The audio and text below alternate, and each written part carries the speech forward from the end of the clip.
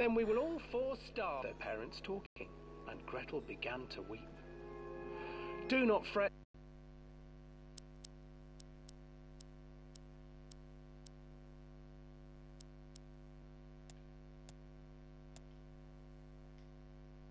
He crept out of the hut and gathered white stones from the ground to fill his pockets.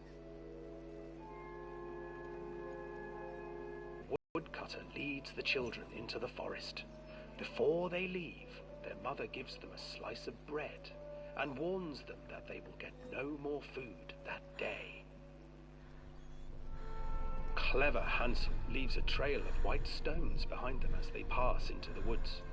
When their father leaves them, the children wait a while, then follow the trail back to their parents' house. After receiving a thorough scolding from their parents for getting lost in the woods, the children are sent to bed without any supper. Hansel tried to sneak out and collect more white stones, but found that the door was locked. "Tomorrow I will take them into the woods myself," the wife told the woodcutter. In the morning, their mother gave them a slice of bread and led them deep into the forest once again.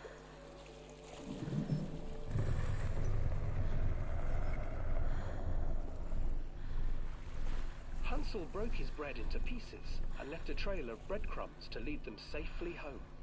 But hungry-eyed birds snatched up the breadcrumbs and his trail was destroyed.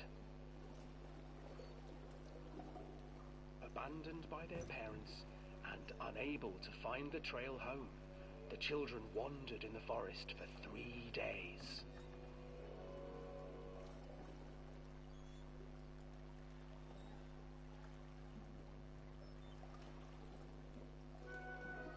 The children stumbled into a clearing with an exceedingly strange house.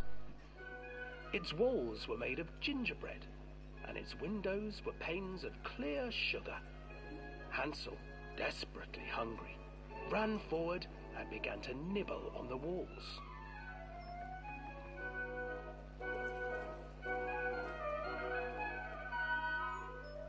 "Nibble, nibble, little mouse. Who is nibbling at my house?" An old woman emerged from the house, sniffing the air and peering around with cloudy eyes. "Oh, you dear children, who brought you here? Just come in and stay with me. No harm will come to you." But Hansel and Gretel stayed back. "Come, children, don't be afraid. I have something for you." The old woman offered them 2 enormous lollipops. The children took them and began to eat. "You see, nothing to fear here. Come inside," the old woman urged, and the children, still licking their sweets, followed.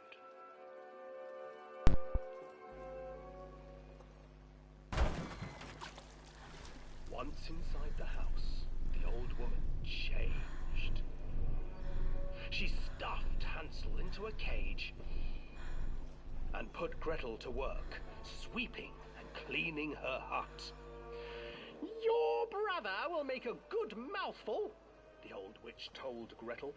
"Once he is fattened up, I shall feast upon him."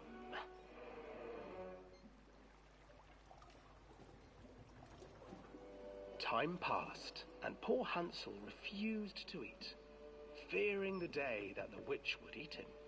The witch, for her part, grew impatient. "Today I will cook and eat your brother, Gretel."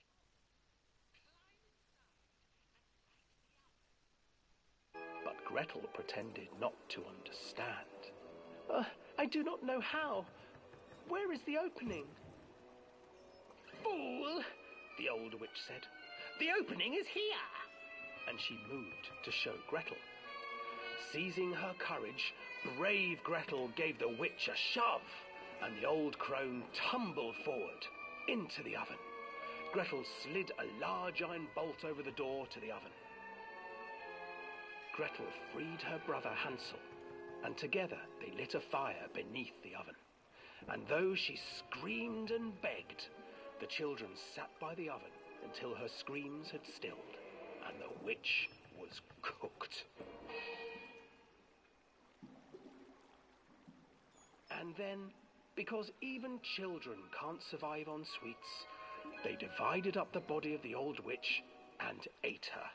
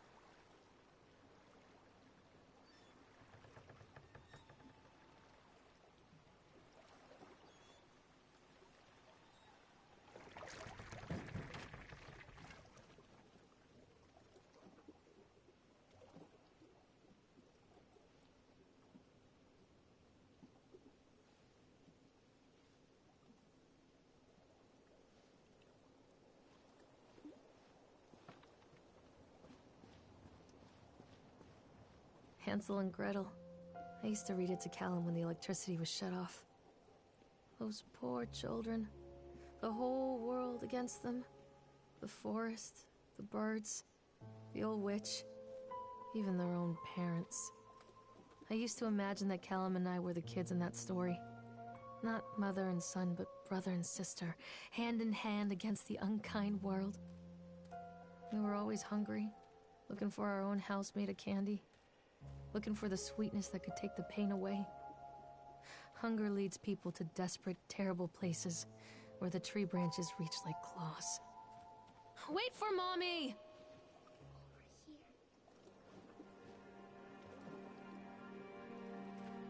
Callum, come back here right now!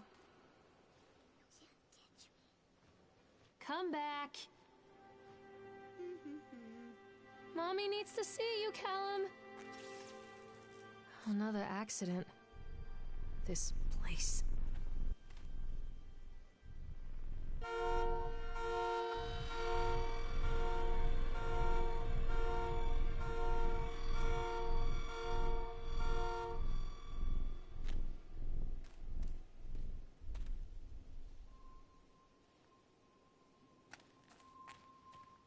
Callum, where did you go? Callum! Tell Mommy where you are! Hello? Catch me, Mommy. Please, Callum, tell me where you are!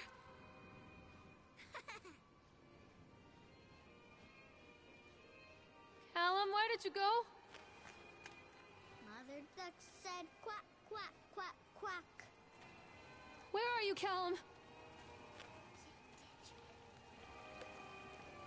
Callum! This old thing used to make the blood run to my head. Make me dizzy. The guy just snapped. Those poor kids.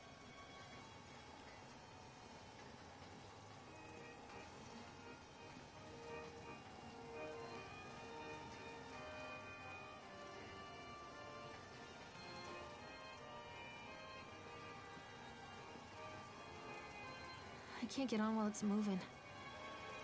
I can't get on while it's moving.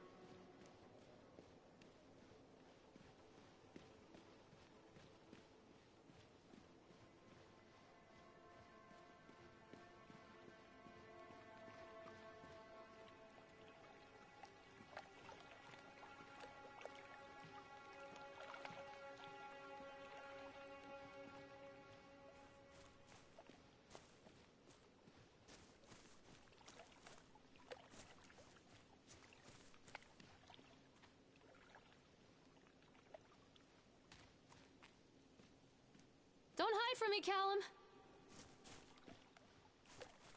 Callum?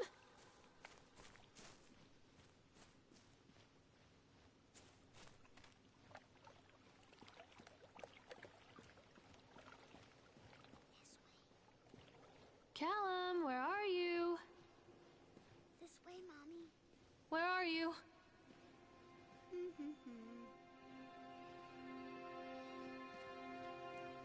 Wait for Mommy!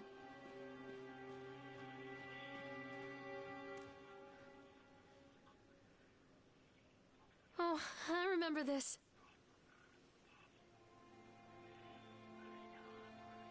Where are you? Catch me, Mommy.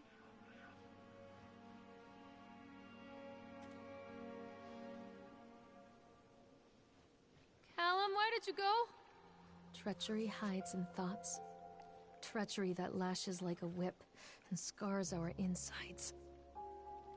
The first time I saw Callum, my thoughts betrayed me. I looked down at this wrinkled, red, bawling thing and I thought, is that it? We build our world from expectations, and the world that I had built for Callum was no different. He was so real, so there, and so far from my expectations. And they shattered, and as they fell in pieces, that one treacherous thought became a new foundation. All of the love that we shared, all of the warmth and goodness that followed, built on a single, traitorous thought.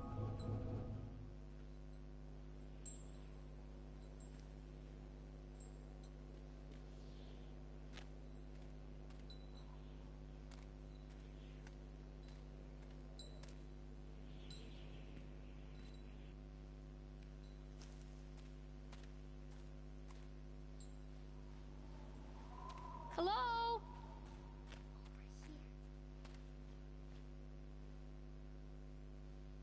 Callum! Where did you go? Catch me, Mommy.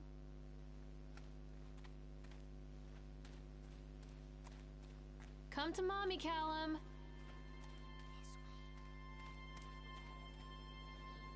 way. Constant crashes and 80s music. Guess it floats someone's boat.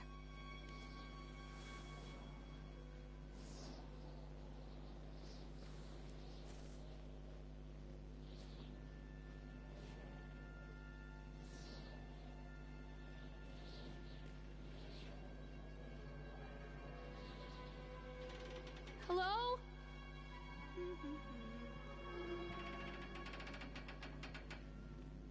I'm not playing anymore, Callum.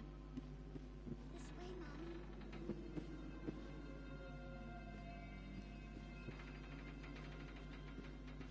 Stop! Callum!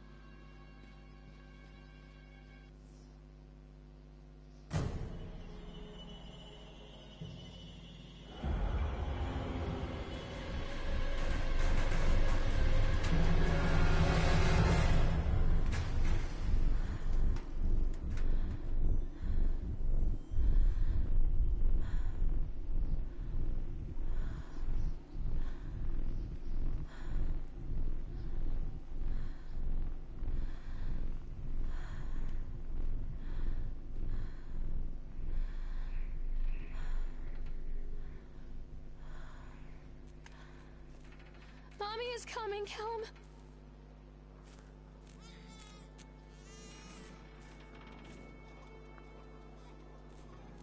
Stay where you are. Callum? Callum! It's a matter of public record that I am a failure as a mother. Once, when Callum was very small, I left him asleep in the car while I ran an errand. Don't even remember what it was. When I came back, the sheriff was standing next to the car, watching my boy through the window. I didn't like what I saw in his eyes. Judgment. He wrote me the ticket without saying a word. Notepad. When he gave it to me, our eyes met. I know what you're going through. My daughter, Helen, she just gets some help. Help was a bolt of lightning. Help was 1,000 volts surging through my veins. Help is agony. I'd rather die.